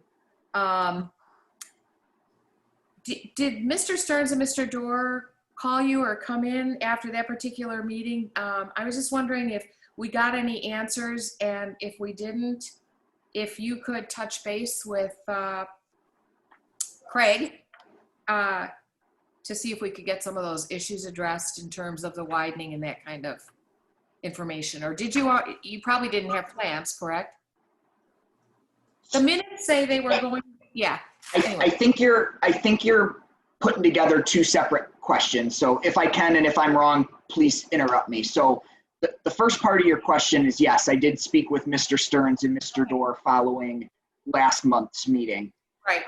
That's where I was able to share copies of the plans that I had received earlier that day with both of them. In regard to, have I had further discussions with the road commission in regard to those plans? No, I have not. Can I ask you another question? Do you have any idea, and I'll use my street as an example. None of us knew they were going to widen it. And what they did is they widened, I think it's about a foot on each side for gravel. I'm not sure why. But what ended up happening is they came and they started to do that and tore up a lot of neighborhood sprinkler systems because they had no idea that they were going to do that. So I'm just wondering how. Sure. So I can also answer that in two parts. I think the first one that I recognize is frustrating for people is sprinkler systems, to my understanding, are not allowed in the road right away. However, very often they're installed in the road right away. So then when work is done, they do tend to get damaged. And again, that's one of those ongoing challenges that property owners have, similarly to landscaping in the road right of way, that tends to create frustrations for folks. I think go ahead. Sorry. I was just going to answer your other question. I'm going to use it by referencing some of the comments you all made earlier about the relationship between the township board and township staff. So very often, you're correct. You all set the big picture directions and leave the details and the professional recommendations up to your hired professional staff. I think you could look at the relationship between the township and the road commission very similar. The township tends to set the big picture direction. These are the types of projects that we would like to see done. We would like to see this road repaired. We would like to see this road expanded. We would like to see this maintenance performed. And then my suggestion would be, as much as possible, to leave the details to the road commission as our local experts when it comes to road design, construction, and maintenance. Now, if the township board would like to get more involved or would like to direct staff to get more involved, that is an option. I will just caution the board that at a certain point, that becomes a slippery slope. How much time, energy, and resources do you all want to dedicate to each individual project, as opposed to continuing to select the slate of maintenance projects that you all do to have those move forward? I can tell you that if the township board wants to dedicate significant time, energy, and effort to every single road project, it would be extremely difficult for us to continue to move forward as many projects each year as we do. So that's a policy question for you all, but my understanding in the past is the township sets the big picture direction in regard to roads and leaves the details up to the road commission. I understand that, and I agree. I don't want you doing that. It just seems to widen something to 18 feet and then an additional 6 feet on each side. It seems like at least an explanation would be good. And I'm happy to follow up with the road commission and see if I can get more information. Thank you. I mean, that's all, but no, I don't, I don't want to, no, we don't, I trust their judgment and they're doing the right thing. It just seems like when it's major, I don't know if anybody agrees with me, but I feel like people are owed an explanation at least. Thank you. John, you have the floor. Yeah, I definitely agree. And I agree with what Mr. Graham said, but I also think, let's say in a given year, there's 10 or 12 road projects. There might be one, maybe two, that maybe have extenuating circumstances and the board wants to weigh in with more of an opinion and a suggestion. So I don't think we should shut down that potential avenue, and we have to sort out the best way to do that. It doesn't mean we're undermining the road commission. We have a great relationship with them, and as you do, and it doesn't undermine any of that work. But I think that door should be left open, and maybe there aren't any, but maybe every 4 or 5 years there's 1 or 2, and we should have a way to express our feelings and look at something in a little more detail, and listening to the residents of that area. Thank you. I would like to add something that the road commission often has design safety standards that they have to meet. And some of those are pretty inflexible. And they may have to do with ingress and egress. They may have to do with emergency vehicles. But yeah, we can't micromanage the road installations. And they don't know when they're going to do the work. Oh, I know that. So. I'll also add, if I can, Township Board, please remember, a bid hasn't even been accepted for the Riverside Road project yet. Right. Okay. So there are, as much as I'm still cautiously optimistic that project can occur late this summer into this fall, we knew originally that there were some complexities to this project. So it is long from breaking ground. Okay.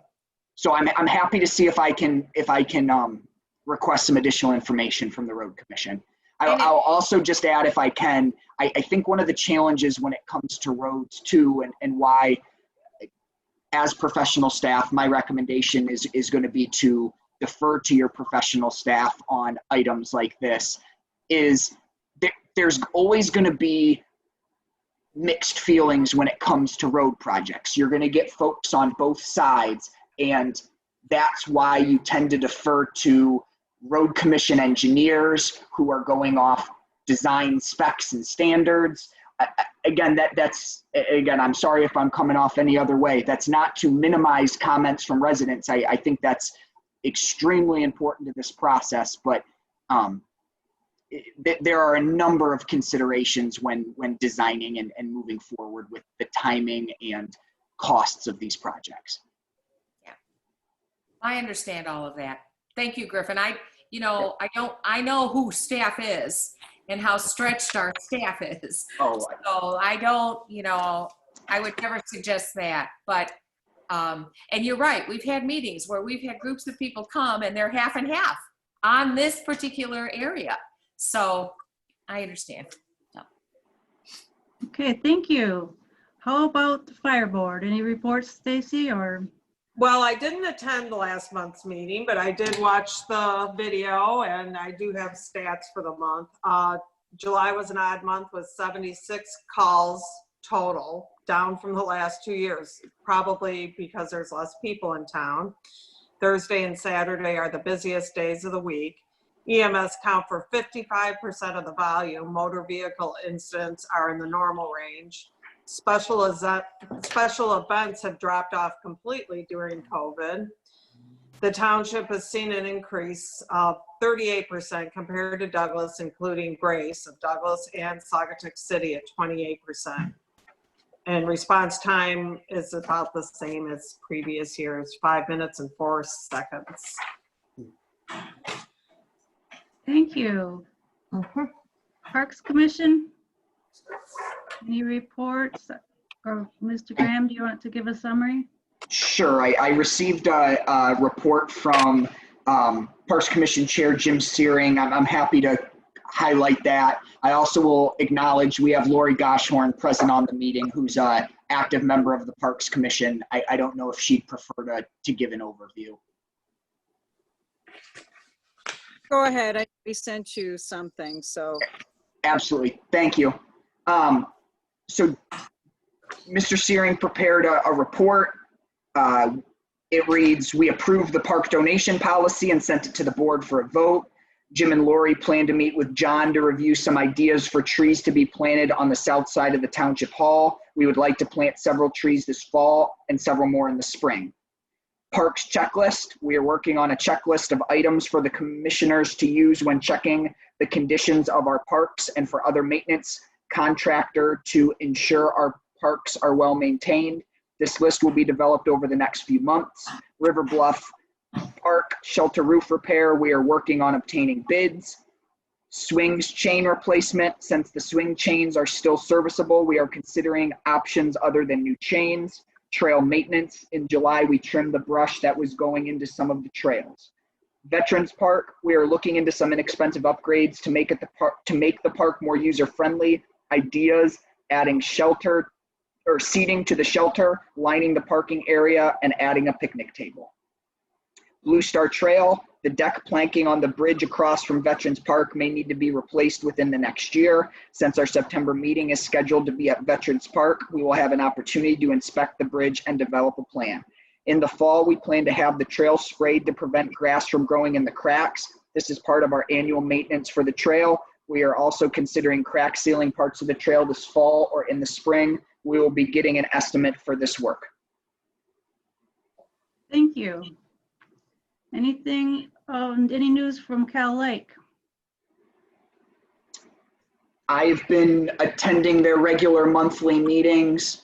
I think the two notable topics that pertain directly to this board are the wellhead protection team work. You all have been involved, and staff continues to work on a wellhead protection ordinance, as well as the sewer master meter project.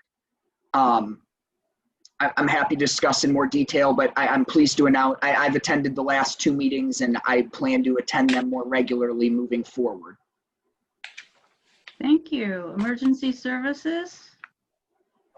I don't think we have any report. Nope, I spoke with Tony Shippa today and he mentioned that there was no report. Their next meeting will be in September. Thank you. And interurban. I see that Lori put together a report and it's in your packet if you have a chance to look at it. We don't need to read it into the meeting. And open board report. Let's start with Marcy. I really don't have anything, but again, I would like to thank Griffin for all of his work. It's just, you've made the meetings so much better. We're so informed all of the time. I just wanted to express my appreciation for that. Thank you. Thank you. Helmrich? Yep. Two quick things. You may have noticed an agenda item disappear that's been on the last few months, and that's the Tri-Community Board Council meeting. And similarly to the joint meeting of the Planning Commission, the two cities, I've been to both of their council meetings in the last month, and we all feel this meeting makes more sense when it can be held in the open with the public in attendance. So it's probably going to be a 2021 goal, but it remains a goal for us. And I did want to just mention that you probably all know that earlier this week, one of the township's most prominent citizens and supporters, R.J. Peterson, passed away. I just want to acknowledge all that he's done for the community and send the board's sympathies to his family. Thank you. Bigford. I'll use this platform to talk about the Bob Eder letter. It's really difficult. A lot of times we want to comment on correspondence, but they have, for the most part, been responded to by our manager if needed. And if we get 10 letters, our meetings would be, go on until midnight. But I do think that this Eder letter does, I would just like to comment on it, and I do hope that the flag is down. And me personally, just go on record saying that I don't support displaying or flying of the Confederate flag in any fashion. Thank you. Aldrich. That's exactly what I was going to talk about a little bit too. And I think we should keep an eye on this, and if there's more incidents of the Confederate flag being flown, that we should have a discussion. It's difficult on private property, but it's offensive. And it hurts me to think that someone in Saugatuck would fly that flag, and I just wanted to say that. That's all I got. Thank you. That leaves me, and I really don't have any additional comments. I look forward to hiring a new city clerk in the city. And being able to devote more time to this board and its concerns.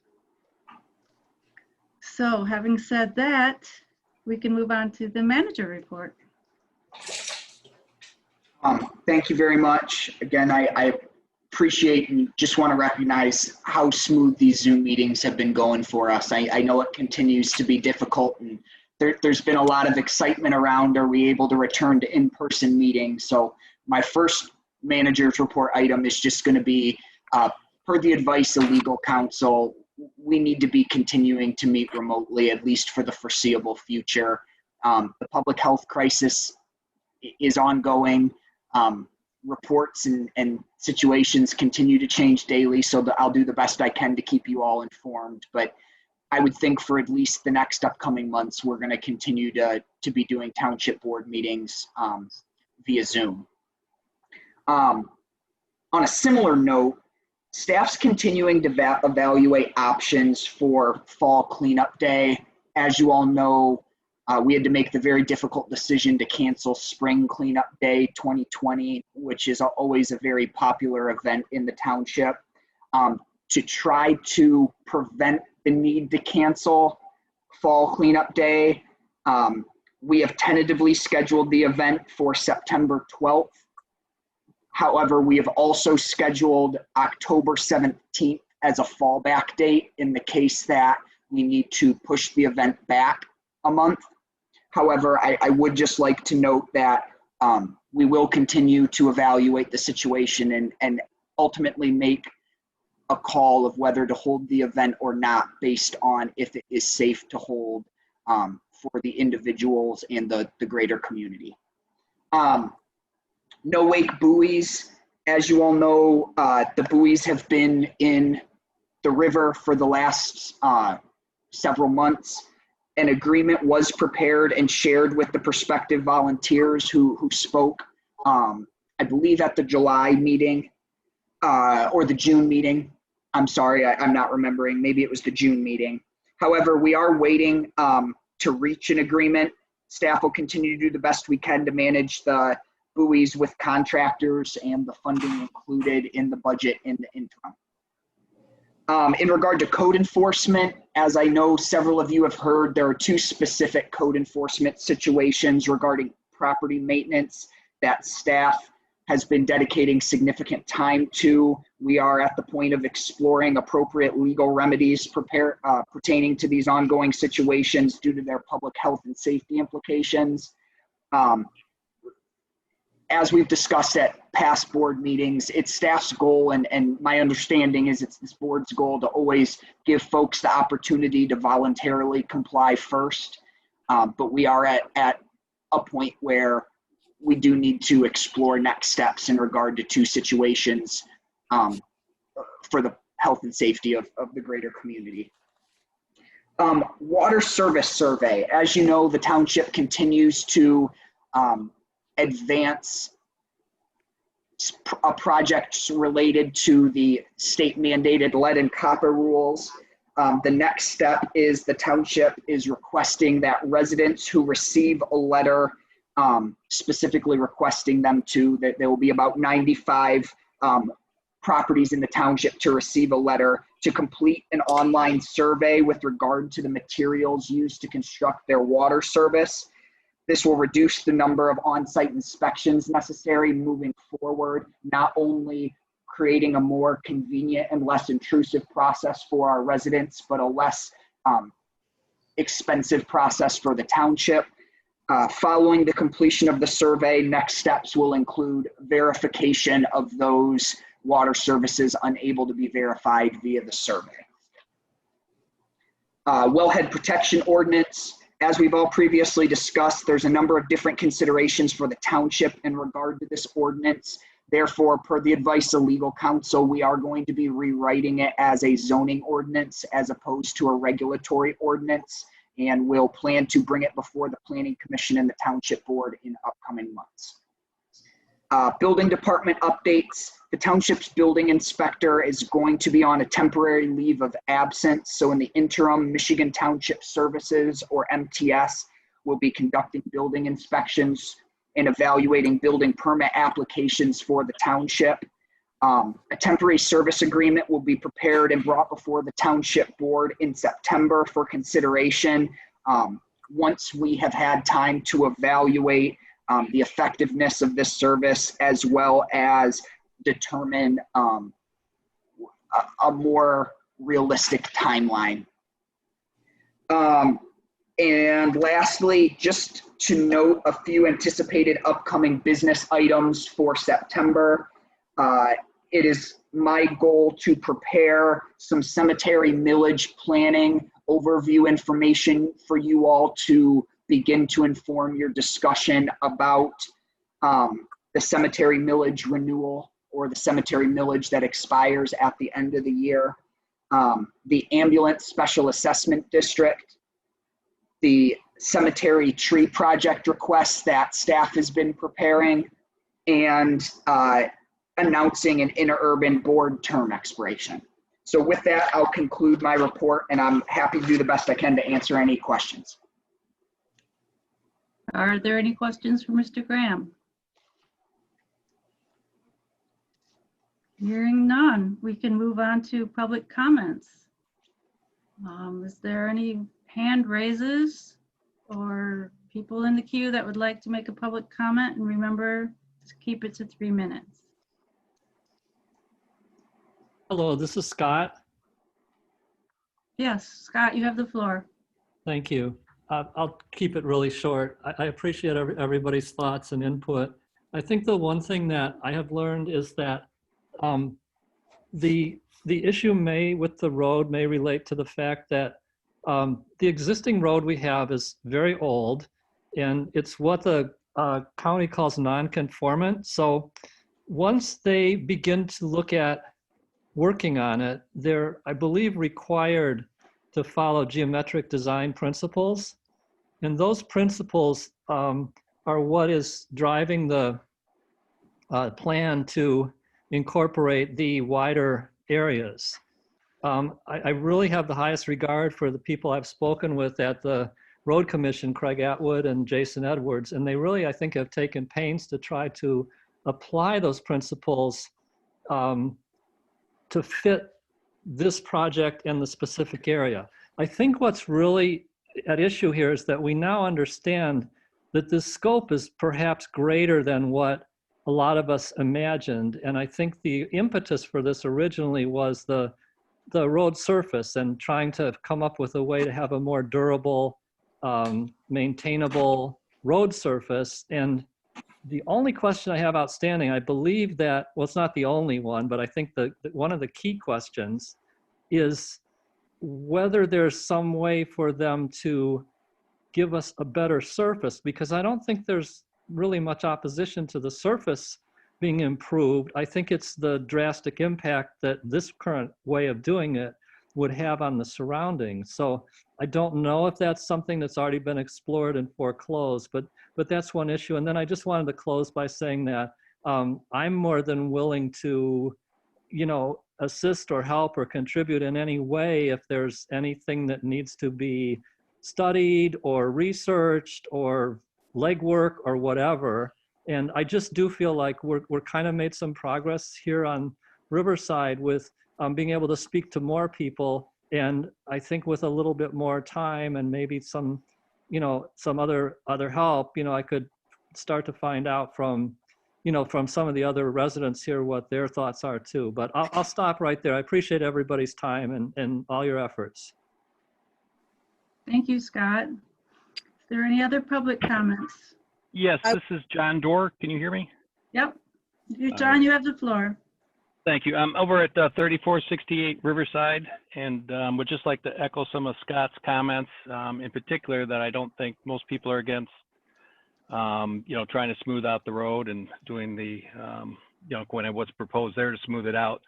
But it does seem like it's gotten quite drastic in terms of the number of trees and other structures and things that are going to be impacted by it. And I heard earlier that there was some willingness to explore options a little bit further, and I just would appreciate it and welcome that happening. Thank you. Thank you, John. Is there someone else who would like to make a public comment? I would, Cindy. This is Lori Gosshorn. Hi, Lori. You have the Hi. floor. I just want to add to what these two gentlemen have been saying. And I understand that relying on the road commission specs and standards is important, but I think especially in this area when we consider that we have a lot of areas of character, such as Oxbow, and areas that have older buildings that have been around.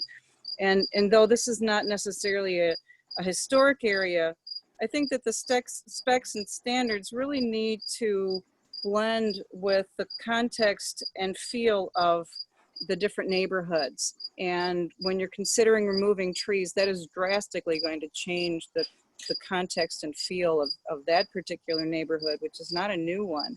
And I just caution you in randomly thinking that these plans and the structures of these plans will fit any scenario. We have a lot of very unique scenarios, and that's all I'd like to add to that. Thank you, Lori. Is there anyone else that would like to make a public comment? Last chance. Okay, no more public comments. Our next meeting is September 9 at 6 o'clock, and I would entertain a motion to adjourn.